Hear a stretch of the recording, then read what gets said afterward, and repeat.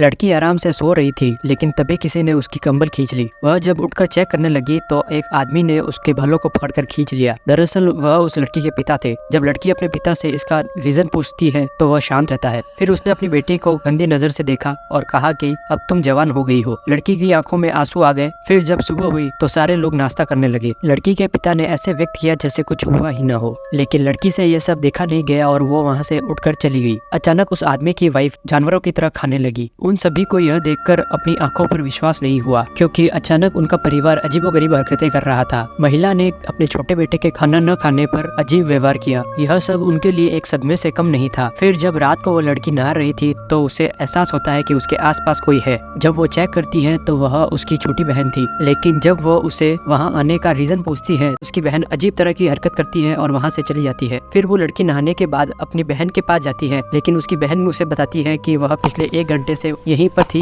पर फिर वह अपनी बहन को अंदर खींच लेती है और रात को उसके पिता ने जो उसके साथ किया था उसके बारे में सब कुछ बता देती है। उस लड़की के लिए इन बातों पर विश्वास करना थोड़ा सा कठिन था। तभी उनके पिता वहाँ पर दिखाई देते हैं और चाकू को उठाकर उनकी तरफ आने लगते हैं। वे दोनों ये देखकर वहाँ से भागने लगती है, पर तभी उनके पिता दोबारा उनके सामने आ जाते हैं और उनमें से एक को उठाकर फेंक देते हैं। उन दोनों लड़कियों के लिए यह सब कुछ बहुत डरावना था। पर फिर वह लड़की अपने पिता से बची हुई किचन में छुप जाती है, लेकिन उसके पिता वहाँ से एक हथौड़ा उठाते हैं और उस लड़की को जानवरों की तरह खोजने लगते हैं। लेकिन तभी उस लड़की को होश आ जाता है, इसलिए वो आदमी बिना कुछ सोचे समझे उसे मारने के लिए उसके पास जाने लगता है।